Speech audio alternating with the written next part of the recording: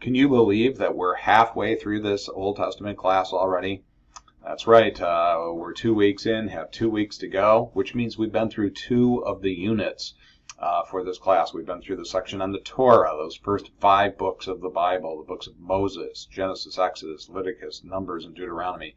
And this last week we've been focused on the former prophets, or the historical books, Joshua and the book of Judges, and through the 1st and 2nd Samuel, 1st and 2nd Kings, and how the kingship developed, and how the divided kingdom came about, and what God was up to in the midst of working with the people and trying to bring them back again to what God created it to be in Genesis chapter 1 and 2.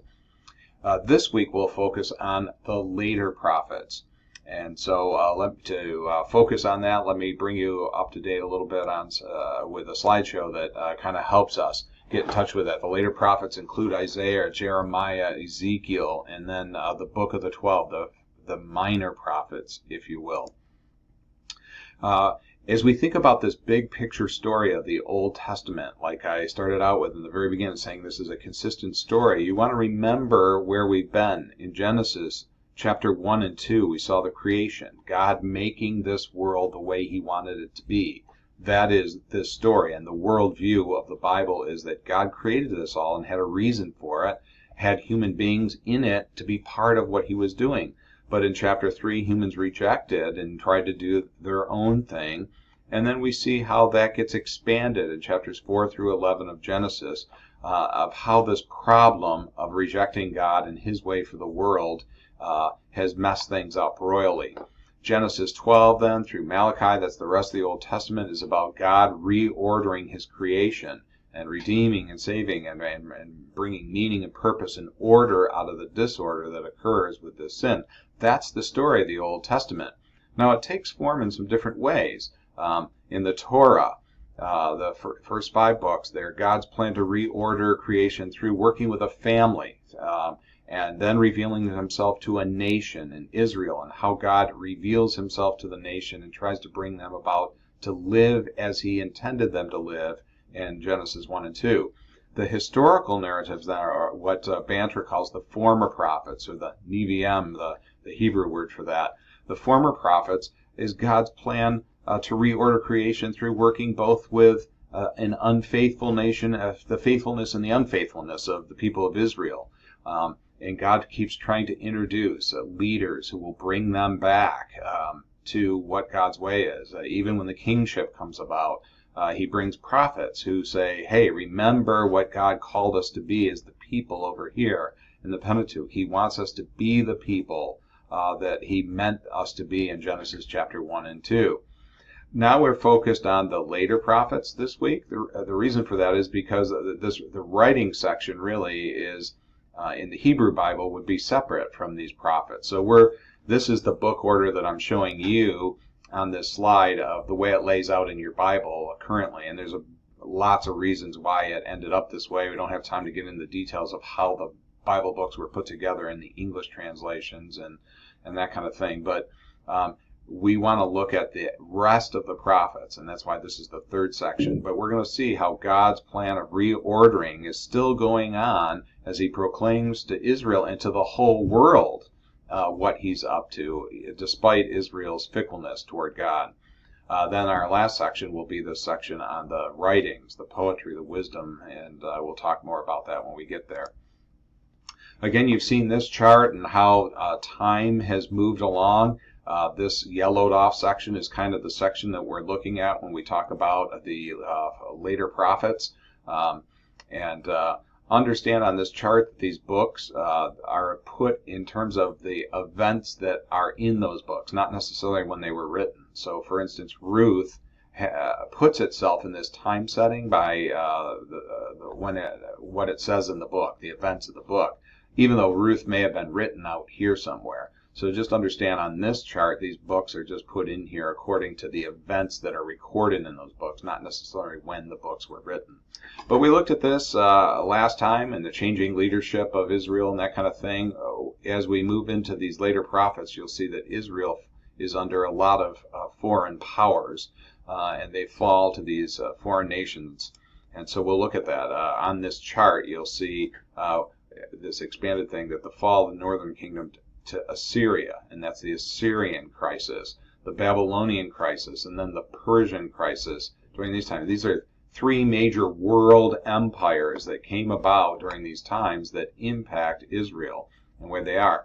Now, I don't ask you to memorize a lot of dates for this class. Some professors might do that. I want you to have a general sense that there's like 1,000 years between the beginnings of Genesis and where the kingship starts, right? There's 1,000, 1,200 years in there. And then there's another 1,000 years between like King David and the end of the Old Testament period. And so I want you to have that kind of in your mind. But other than that, these are some very important dates. I would encourage you to know these for quizzes and tests. They're very important in the history of Israel. The northern kingdom falls to Assyria in 722. And then Assyria falls to Babylon, which sets up for Israel, the southern kingdom, to fall to Babylon in 586 BC. And then Babylon falls to Persia and the Persian Empire, and that's when the exiles that were taken away to Babylon come back into Israel at 539, 538 BC in that time. So those are some kind of important dates to have in mind. This is just a bigger vision of that. Sometimes people get confused by what this term exilic means, or exile. Exile is just when the people were taken over by Babylonian, and many of them were exiled. They were taken out of Israel and brought to Babylon. And so pre-exilic means before 586, before the exile to Babylon. Then exilic means during this time when Israel was brought into Babylon. And then post-exilic means after the exile, when Babylonia falls to Persia and the exiles return to Jerusalem. So you want to be familiar with that term, pre-exilic, exilic, and post-exilic, and the time frames on how that works, because it's very important to understanding the prophets. The prophets actually speak in different ways at different times. So let's look at some of the relevant questions as we explore this week in the later prophets. We might ask questions like this: what is prophecy? Because we have some funny understandings of that in our world today, and just the way we use the word. Who were the prophets? Who did they speak for? What is their message? What is their main message? And who was their message for? And what was the purpose of their message? These are all good questions to have in mind as you read the prophets and as you read Banter's book. What's going on? Why are they here? Who are they? And what are they up to? Well, first of all, I want to take on this issue of what is prophecy. In our day and age, we tend to see prophecy as predicting the future or foretelling the future. So we have this idea that somebody's sitting there and boom, they get a vision or a dream, and it foretells the future. And so the prophecy is all about, can I predict the future? Well, I want to say that in the Bible, prophecy is not really about foretelling or predicting at all, only in a very general way.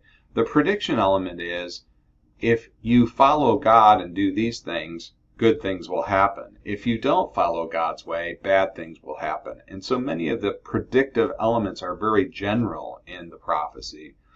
Really what's going on is this forthtelling rather than foretelling. That means telling before, right? Or telling the will of God, proclaiming. So in a lot of ways, the prophets are doing exactly what Moses did, and exactly what Samuel did, and exactly what the judges did, and exactly what the prophets like Nathan coming to David did. They're saying this is the will of God for the people. And they don't just make that up or get that as a special word just now. They're getting that because they're reflecting back on what did God say to Moses in the law. What did God say, when we came out of Egypt? How are we supposed to live as God's people? And so they're bringing everybody back. You're not living God's way. You're not doing things the way God told us to do. We need to live God's way. And if not, we need to repent and start doing that, or God will not protect us from the enemy. That's kind of the message of prophecy. So they're really proclaiming the will of God, which is very consistent with everything we've seen in the Old Testament so far. They're not predicting new things necessarily to come and happen, other than a general sense of blessing or curse when God's way is followed or not followed, which is very much like Deuteronomy with the blessings and curses at the end of that book. So Here's a map just to help. I use another textbook in the classroom sessions that I teach. Walton and Hill, Old Testament Today, has some great charts. Here you see the Assyrian crisis, the Babylonian crisis, the Persian crisis, and the dates. These are all BC. But here's some of the prophets that are associated with these different time periods. So you want to be able, in your reading, as you take notes and that kind of thing, you want to be able to identify which of the prophets fit in these different time periods, because that's important to understand their message. They're saying different things and reflecting on it a different way in those different periods. What is the function of the prophet? Well, you'll really see that the function of the prophet changes over time. Before the monarchy, before the kingship, the function of the prophet was to speak directly to the people and lead them, give them national guidance and maintenance over justice, to be an overseer. So Moses did that with the people. He spoke to the people and said, this is the will of God. The judges like Deborah or Gideon or Samson, all those people spoke directly to the people and said, this is what God's will is for the people, right? Samuel was a transitionary person who really served as a prophet in this way, but then he transitions as he identifies the king. During the time of the king, which is pre-classical prophets, the major function of the prophet was to speak to the king and to his court and say, hey, you're doing things God's way or you're not doing things God's way. So an example of that is Nathan going to David and challenging him when he sinned with Bathsheba and Uriah. But the later prophets, the later prophets, really called the classical prophets, really become, they don't speak to the king as much because the kings reject them. They speak right to the people again, and they really serve as more as social or spiritual commentators. They talk about the calls for justice, calls for repentance. They're interested in social justice, rebuking society for the things that are going wrong, and it's prophets speaking to power and saying you're not using the power that God gave you for the right purposes. So there's a difference in those different time periods as to how the prophets speak. Then what is the message of the prophets? Well, that too changes. There's basically four kinds of messages. One is indictment. That's where they say, this is what's wrong with you. They bring a charge against either the people or the kings during their time. And so they indict them and say, you've done these things wrong. You've been idolizing things other than God. You haven't been keeping justice. Post-exilic, they focus more on, hey, you're not giving honor to God. So, but the main categories is what I really want you to get in mind right here. They speak indictment, which is bringing a charge. Then the judgment that becomes of, because they offended God in these ways, this is the punishment that will come upon them. And then there's instruction. Here's what you should do to change things. You should begin to live like God wants you to live. You should repent. You should care about the poor. You should treat them differently. These kinds of things. And then the aftermath is the words they speak of affirmation that there's hope in the future. Even though Israel sinned, even though judgment might come, there might be a future for them. And so understand that as you read the prophets, look for all these things: indictment, judgment, instruction, and a future aftermath. What is the hope that's talked about? Now, I just want to make a quick comment right here. You'll see in post-exilic, that's after the exiles come back, the prophets speak about hope, but they push it off into the future. It's a potential thing for the future. A king may come in the future someday. And right now we need to start acting in religiously right ways that God's called us to do, but the socioeconomic, the political system is all pushed off in the future as a hope. This is eventually what will set up in the New Testament for people expecting Jesus to be the Messiah. So we'll look at that later. So quickly, the message of the prophets that you want to see, the big themes: God is ruler over all history and nations. There is a need to get right with this God, who is the ruler of all. Religion without right action is a perversion of faith. You can't have faith. You can't say the right words and not live it out. That's a big thing in the prophets. There is judgment and hope. Both of those things are important. And there is a messianic kingdom to come, but it may be down in the future. These are the major themes you want to know about in the prophets.